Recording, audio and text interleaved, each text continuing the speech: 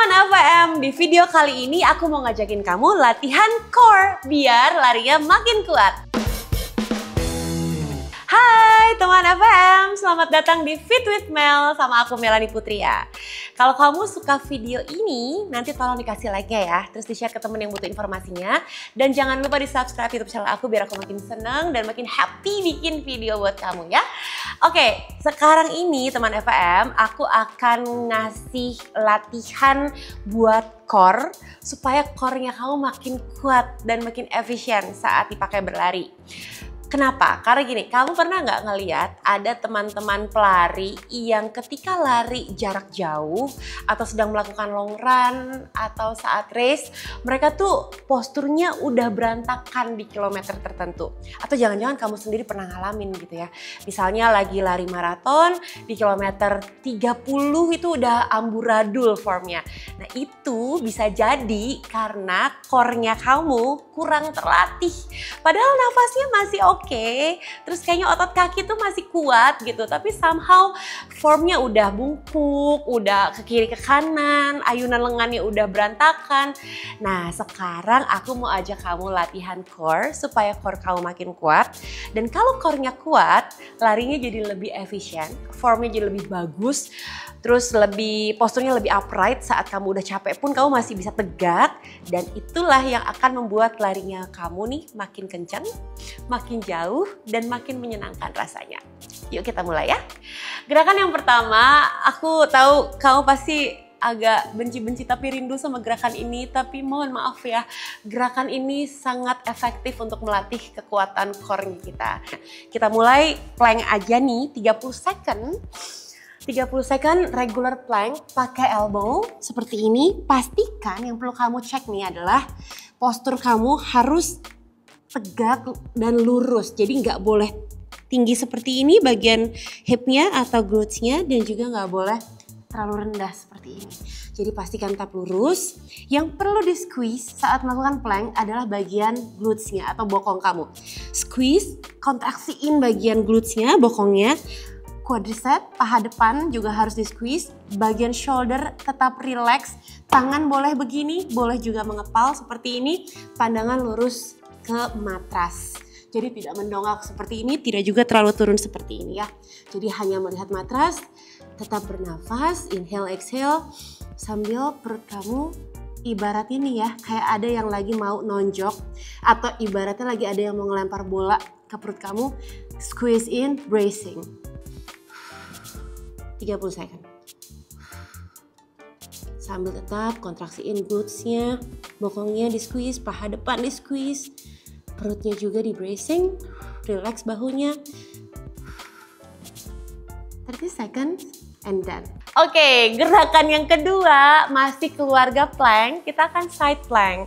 Kenapa harus side plank? Aku nggak suka banget. Oke, side plank penting karena kita harus melatih oblik atau bagian kiri dan kanan tubuh kita. Karena ketika lari kan kamu nggak bisa joget ya, nggak bisa muter-muter gitu loh, nggak bisa terlalu banyak rotasi. Kenapa? Karena jadinya nggak efisien, running ekonominya keganggu. Karena itu badannya harus bener-bener tetap contracted gitu, harus tetap upright, harus tetap tegak.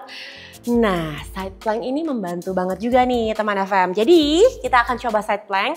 Posisinya hanya seperti ini, nggak usah dipikirin susahnya ya. Pakai elbow, menumpuk. Kita akan latih yang kiri dulu, nanti bergantian. 30 second juga, cukup 30 second. Kakinya mau begini boleh, atau kalau kamu nyaman begini juga boleh. Tergantung preference. Yang penting yang harus diingat adalah bagian pusarnya kita itu harus menghadap ke depan, dan objektifnya adalah hip, bagian hipnya naik ke atas, ke ceiling, ke langit-langit. Jadi seolah ada yang narik ke atas sambil kamu menekan bagian lantai dengan tangan kiri kamu, tangan kanannya ke atas seperti ini. Tahan 30 second, 30 second.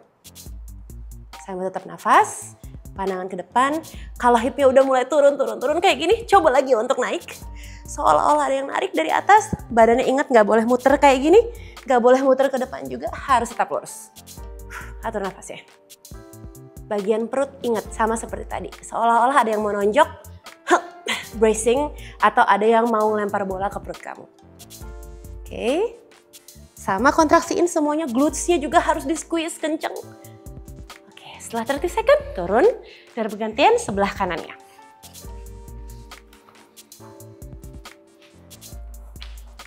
Oke, dengan posisi yang sama. Ingat sekali lagi koreksi, jangan sampai terbuka seperti ini, tertutup seperti ini. Tetap tekan tangannya, elbow-nya. Tetap seperti ada yang narik hip kamu ke atas. Hup. Kalau kamu depan kaca latihannya bisa ngelihat kalau udah mulai turun, naikin lagi. Di squeeze bagian bokongnya, ini kuncinya. Oke, 30 second, and done. Oke, gerakan berikutnya kita akan melatih bagian hip dan glutes-nya kita dengan melakukan gerakan yang namanya bridge. Nggak susah, cukup tiduran aja. Ini bisa dilakukan kapan aja, di mana aja loh. Oke, tangan kamu diletakkan di kiri dan kanan hip, di matras. Terus seolah-olah ada yang mau lewat di bawah kamu. Jadi angkat bagian hipnya, membentuk jembatan.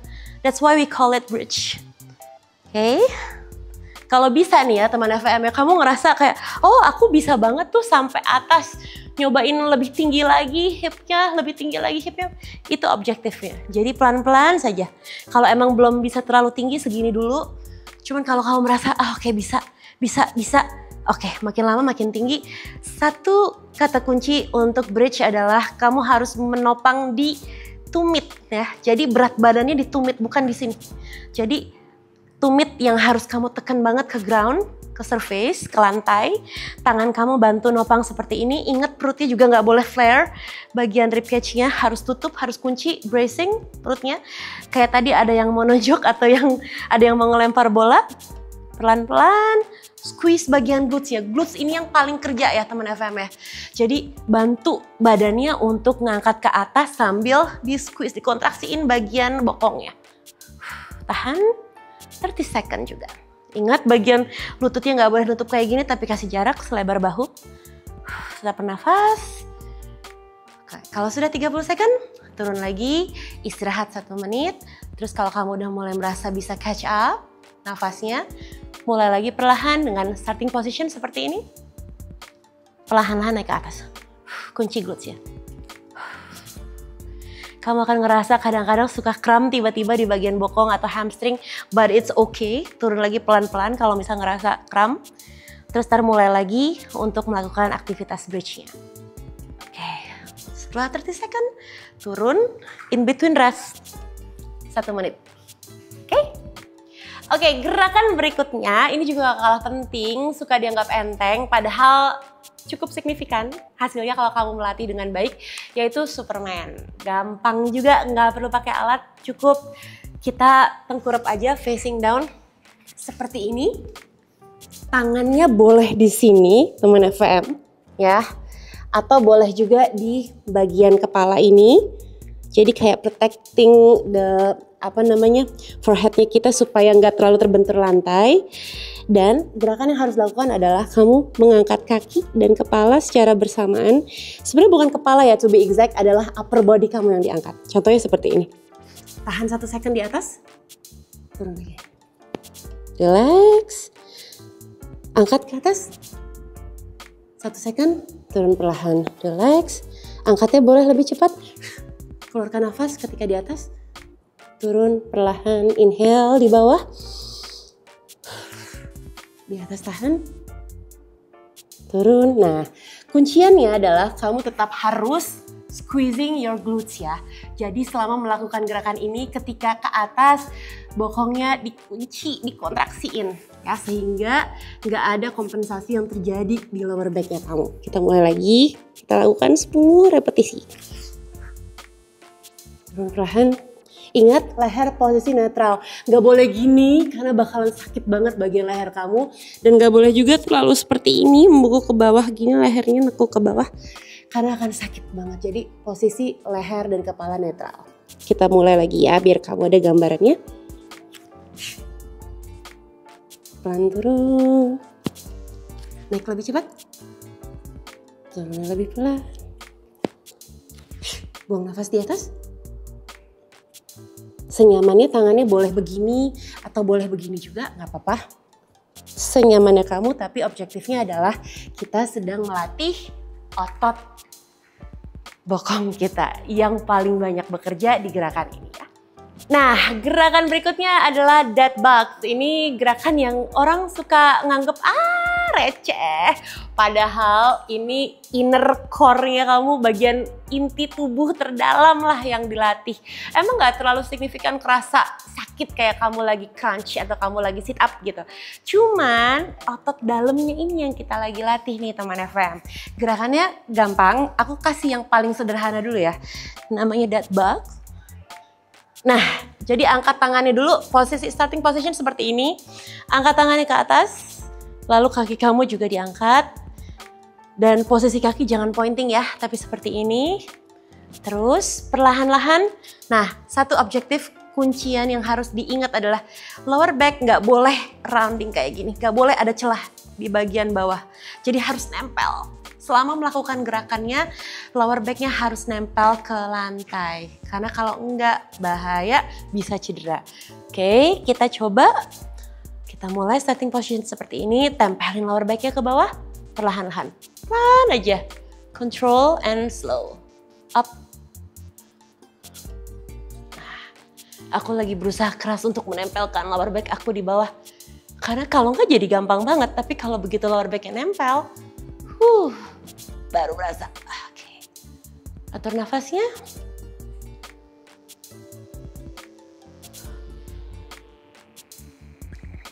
Oke, lakukan 10 repetisi untuk masing-masing kaki. Pelan-pelan ya, harus dirasain, dead bugs tuh harus dirasain. Kalau nggak dirasain, nggak ada mind and muscle connection, artinya kamu sedang tidak melakukan gerakan dengan benar. Jadi lebih baik pelan-pelan tapi benar daripada buru-buru terus salah, nggak efektif. Oke. Ya, seperti itu. Mudah kan? Oke, next adalah mountain climber. Tapi tenang, mountain climbernya nggak usah eksplosif. Kita lakukan perlahan-lahan aja karena tujuannya, targetnya adalah melatih kekuatan core-nya kita ya. Jadi bukan buat eksplosif atau power, belum. Sekarang masih latihan strength-nya. Oke, starting position-nya seperti ini. Kamu akan berusaha untuk menempelkan bagian lutut kamu ke bagian siku. Seperti ini. Atau bisa juga nanti dicoba kombinasi untuk menempel crossing seperti ini. Tapi kita mulai dari yang sederhana dulu aja. Dari lutut kanan ketemu siku kanan dan sebaliknya lutut kiri ketemu siku kiri. Usahakan supaya nggak goyang-goyang badannya terlalu banyak. Posisi punggungnya juga netral. Pelan-pelan aja.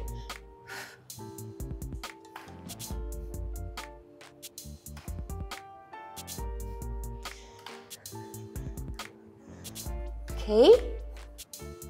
Lakukan masing-masing sisi. Kiri 10, kanan 10. Gerakan terakhir adalah bird dog. Ini juga cukup dianggap enteng, tapi rupanya memberikan kontribusi sangat besar untuk kekuatan core kita. Caranya gampang. Menumpu seperti ini.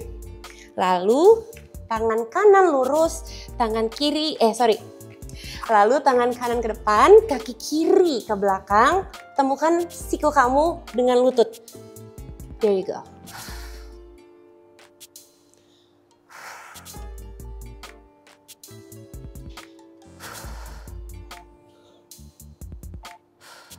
Sepuluh repetisi dan sebelahnya juga jangan sampai lupa 10 repetisi.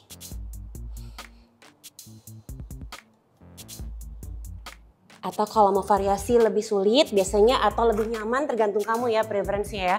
Ada juga yang setelah diluruskan seperti ini terus kembali memegang lutut tapi bukan siku yang ketemu tapi tangan kamu pegang lutut dan lakukan gerakannya. Oke, dan sisi sebaliknya jangan sampai ketinggalan.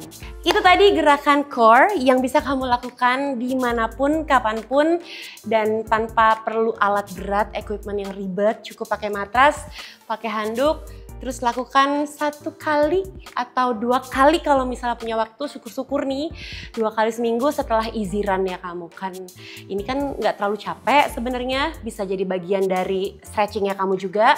Dan nanti kamu bisa rasakan ya, setelah 1 bulan, 2 bulan melakukan gerakan ini secara rutin, signifikan banget perbedaannya, lari kamu lebih efisien, lebih kenceng, dan lebih nyaman. Semoga video ini bisa bermanfaat buat kamu teman FVM, di-share ke teman-teman kamu yang kayaknya selama ini males gitu latihan core. Terus kamu juga boleh tulis di kolom komen kalau kamu misalnya udah ngejalanin latihan ini selama beberapa kali, terus ngerasain benefitnya, manfaatnya, boleh di-share ke aku ya. Biar aku happy baca komen dari kamu. And meanwhile, stay fit, stay healthy, and stay in love with Fit with Mel. Bye-bye!